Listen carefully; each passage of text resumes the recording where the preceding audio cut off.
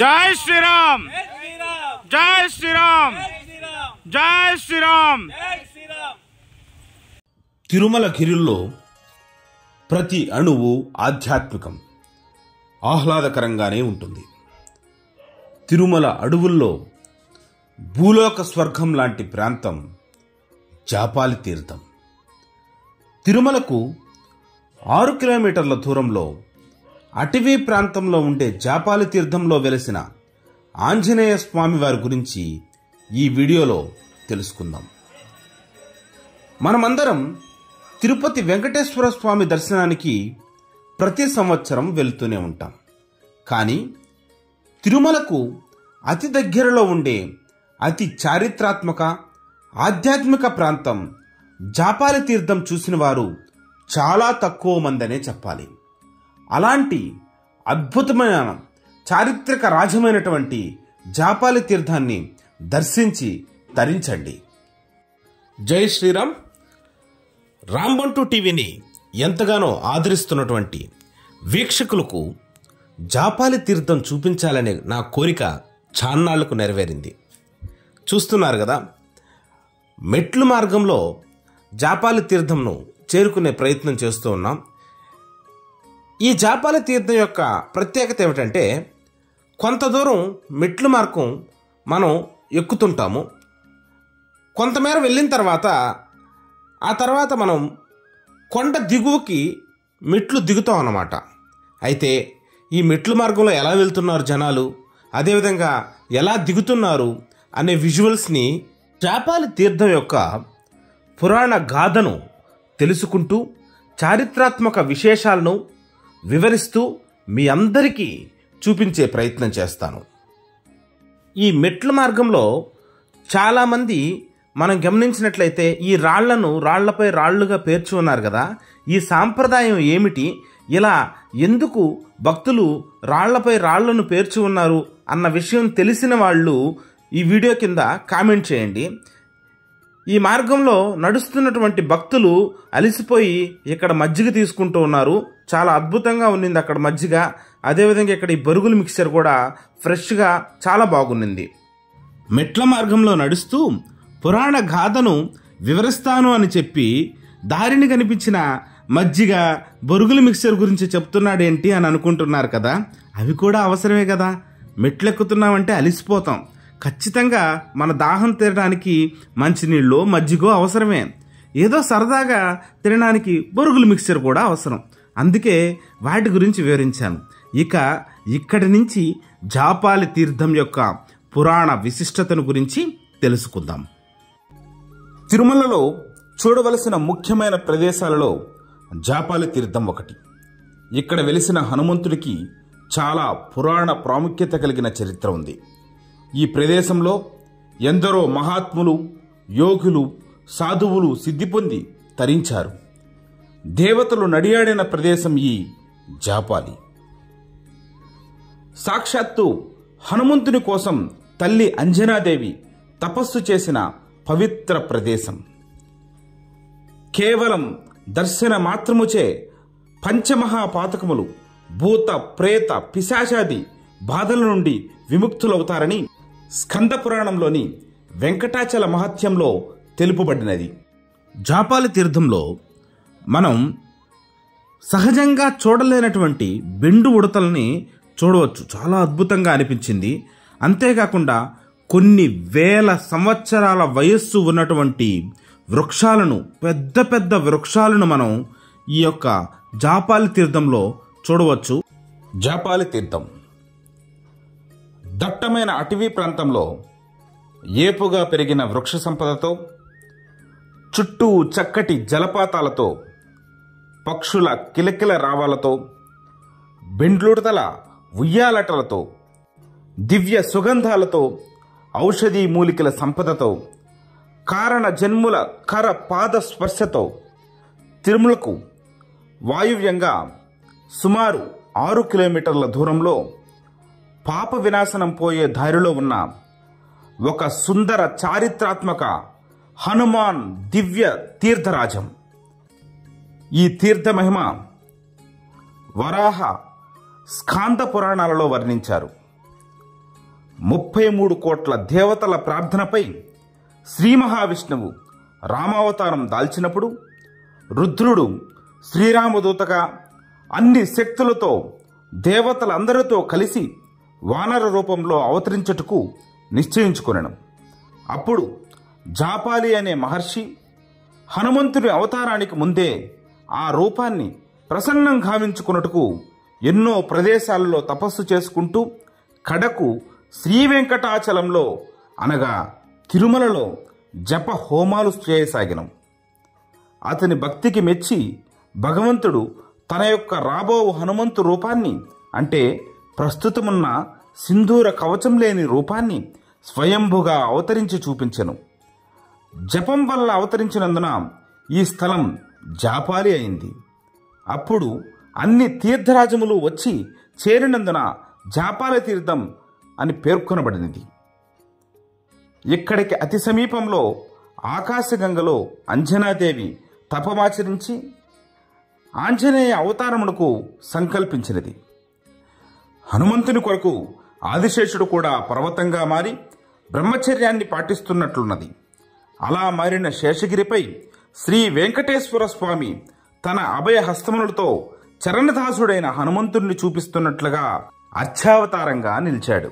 రామాయణం అయోధ్యకాండలో జాపాలి ఋషి తన యొక్క ధర్మ విరుద్ధమైన మాటలకు వాక్కు దోషాన్ని మూటగట్టుకుని జాపాలి తీర్థములో తపస్సు చేసి రామగుండంలో స్నానమాచరించి వాక్కు దోష విముక్తుడయ్యను. శ్రీరామచంద్రుడు రావణుని సంహరించి అయోధ్య వెడుతూ సీతాసమేతంగా ఈ తీర్థములోనే స్నానమాచరించెను. అందుకు ప్రతీకగా శ్రీరాముడు స్నానమాచరించిన తీర్థం రామగుండముగా, సీతామాత స్నానం చేసిన తీర్థం సీతగుండమనే పేర్లతో అలరారుతున్నాయి. భక్త ధ్రువుడు మొట్టమొదట ఇచ్చోటనే తపమాచరించి భగవత్ సాక్షాత్కారాన్ని పొంది ధ్రువతారయ్యి వెలుగొందుతున్నాడు. ఇందుకు ప్రతీకగా నేటికి ధ్రువతార అనేక ఔషధ గుణములతో నిరంతరాయముగా ప్రవహించుచు ధ్రువతీర్థమనే పేరుతో ప్రసిద్ధి పొందింది. ఈ నీటిని ఆంజనేయ స్వామి నిత్య కైంకర్యాలకు వాడడం జరుగుతున్నది. శ్రీరామ్ జై శ్రీరామ్ జై శ్రీరామ్ జై శ్రీరామ్ జై శ్రీరామ్ జై శ్రీరామ్ జై శ్రీరామ్ జై శ్రీరామ్. మేము వెళ్ళిన రోజున హీరో శ్రీకాంత్ గారు జాపాలి తీర్థంను దర్శించడానికి వచ్చేస్తున్నారు. భక్తులు చాలామంది ఎగబడి వాళ్ళని ఇబ్బంది పెడుతూ మరీ ఫోటోలు తీస్తూ ఉన్నారు, ఫోటోలు తీసుకుంటూ ఉన్నారు. వారి సతీమణి అలాగే వాళ్ళ పాప కూడా అక్కడికి విచ్చేశారు. ఆ తర్వాత హీరో రోషన్ గారు అంటే వాళ్ళ అబ్బాయి కూడా వచ్చారని చాలా అందంగా ఉన్నారు చూడడానికి. సినిమాల్లో కంటే బాగున్నాడు అనిపించింది. మా మిత్రుడు మురళి ఆయన దగ్గర నిల్చుని ఒక ఫోటో అడిగి ఫోజిచ్చి మరీ ఫోటో తీసుకున్నారు. ఆయన ఫోటో అడగంగానే నా వైపు తిరిగి ఫోటో ఇవ్వడం నాకు నిజంగా ఆశ్చర్యంగా అనిపించింది. స్వామివారి గర్భగుడి లోపల అఖండ దీపం నిరంతరం వెలుగుతూ ఉంటుందట. అయితే లోపల విగ్రహమూర్తిని వీడియో తీయకూడదు కాబట్టి ఈ వీడియోలో ఎక్కడా కూడా లోపల ఉన్నటువంటి స్వామిని నేనైతే చూపించే ప్రయత్నం చేయలేదు.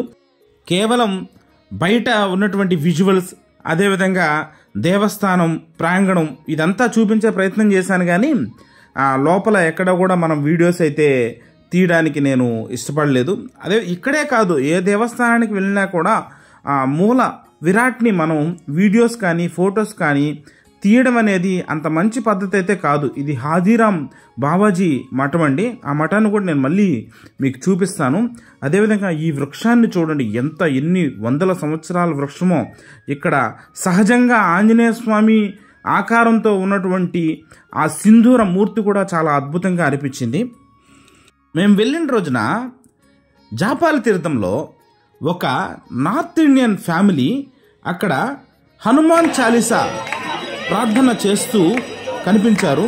వారి అనుమతితో వారిని వీడియో తీయడం జరిగింది. మీరే చూడండి.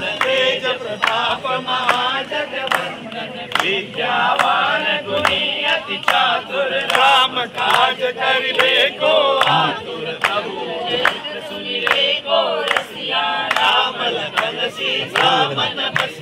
सूक्ष्म रूप धरिसी यही दिखावा विकट रूप धरि लंक जरावा भीम रूप धरि असुर सहारे रामचंद्र जी के काज सवारे लखन जियाए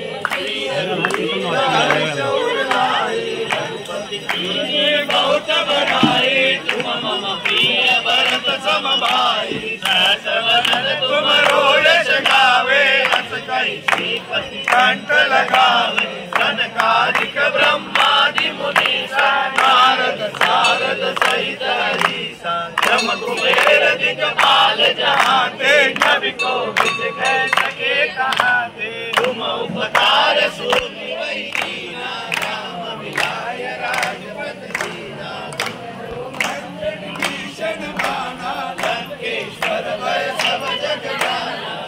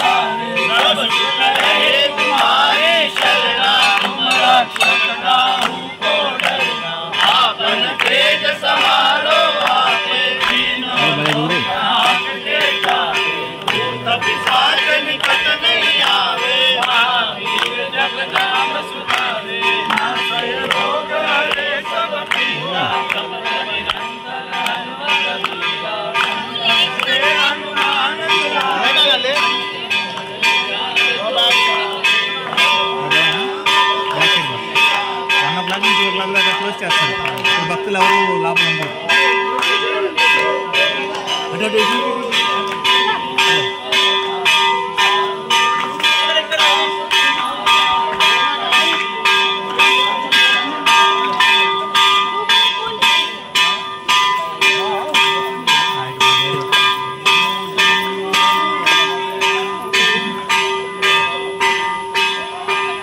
వరకు నేను చెప్పినటువంటి జాపాలి తీర్థం యొక్క పురాణ విశిష్టత ఇక్కడ రాసినటువంటి ఫోటోల నుంచి తెలియజేసిందే, నేను స్వయంగా రాసింది అయితే కాదు.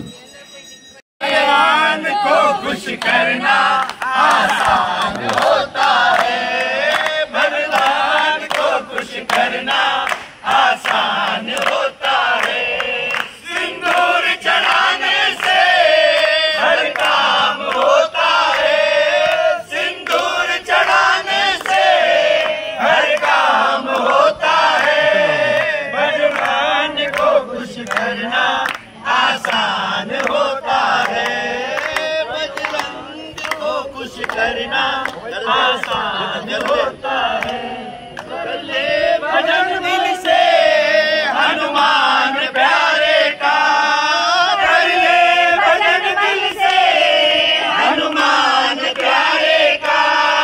जिसको भरोसा है अंजनी के दुलारे का, जिसको भरोसा है अंजनी के दुलारे का, वह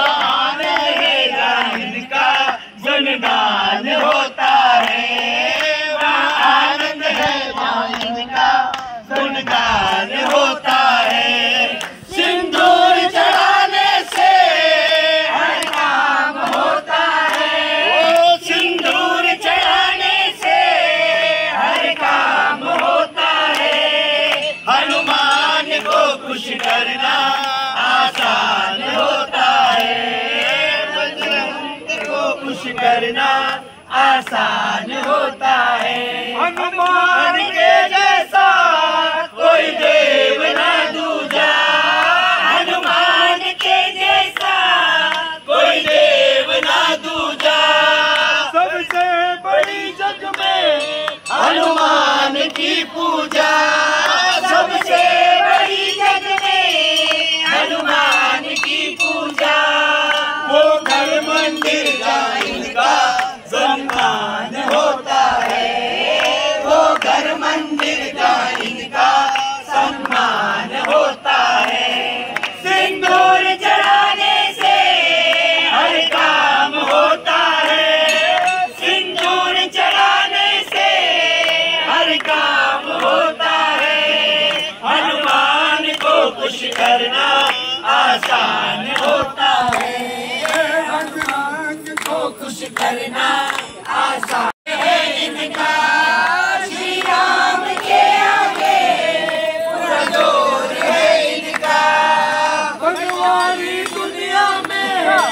अब शोर है इनका बनवारी दुनिया में, अब शोर है इनका।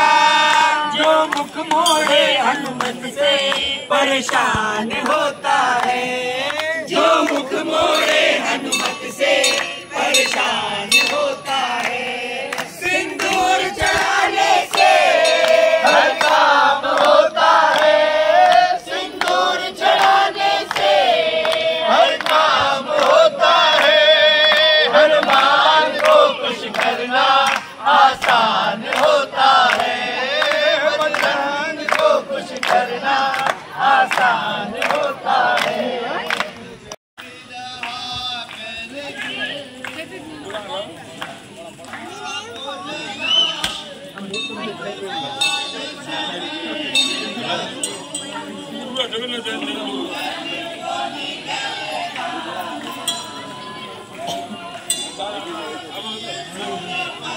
అక్కడ హనుమంతులు వారి గీతారాపణలు చేస్తున్నటువంటి వారి యొక్క వస్త్రధారణ ట్రెండీగా ఉన్నప్పటికీ వారి భక్తి అచంచలమైనది.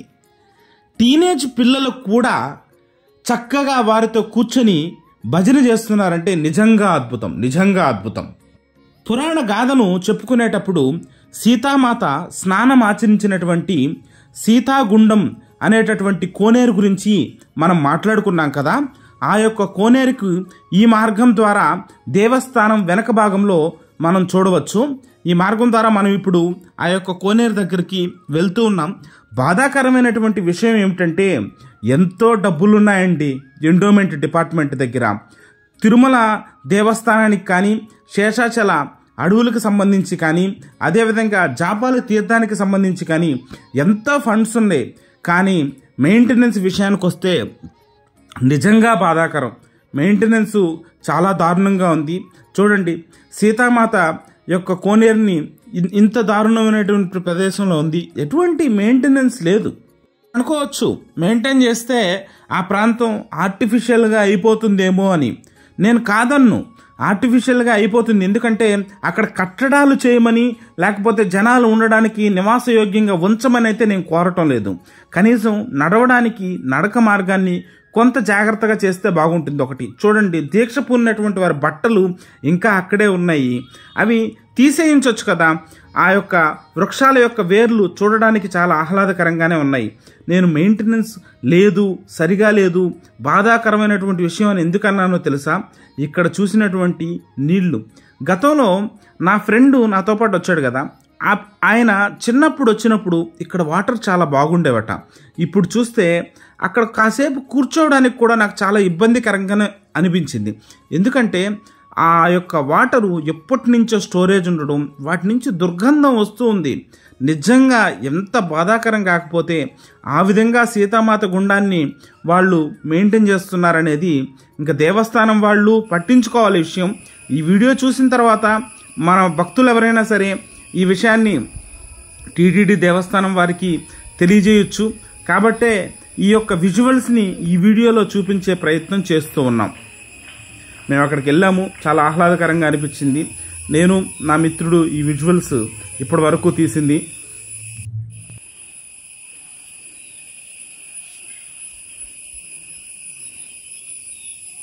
వాటర్ బాగా పడేది, కొత్త నీళ్ళు రాలా ఈ మధ్య, అంతే.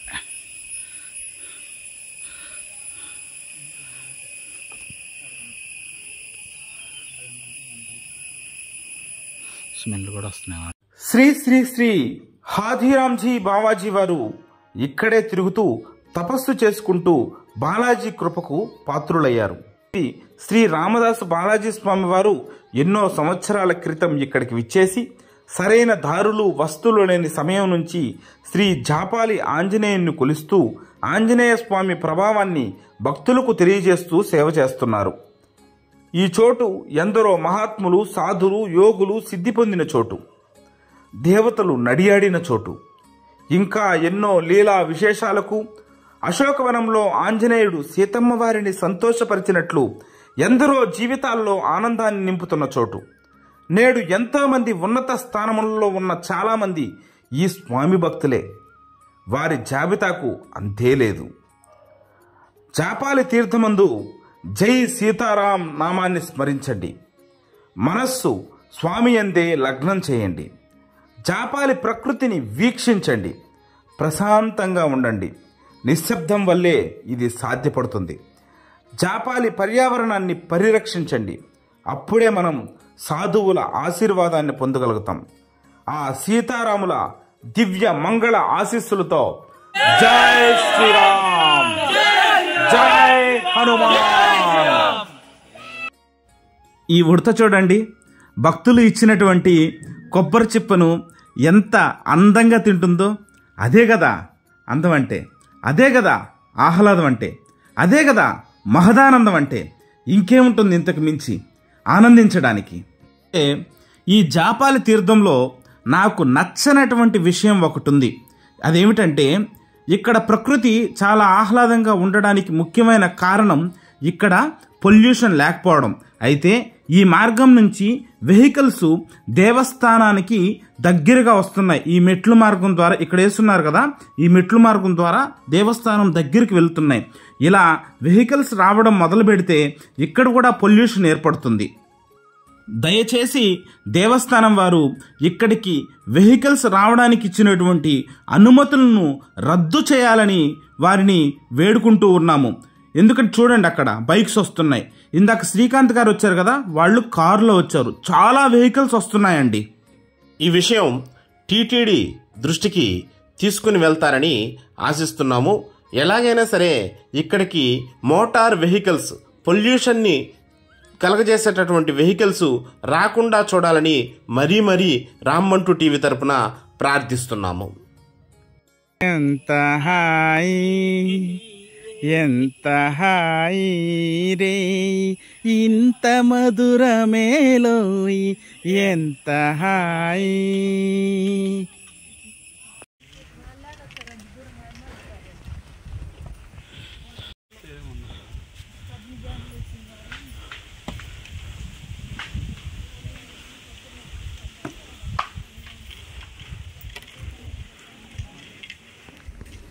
ఎందుకు అమ్మ కూర్చోన్నాడు.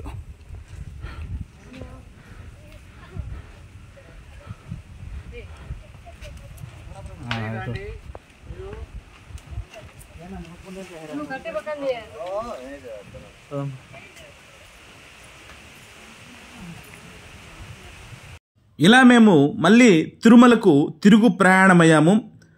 తిరుమలకు వెళ్ళిన ప్రతి భక్తుడు జాపాలి తీర్థాన్ని దర్శిస్తాడని కోరుకుంటూ జై శ్రీరామ్.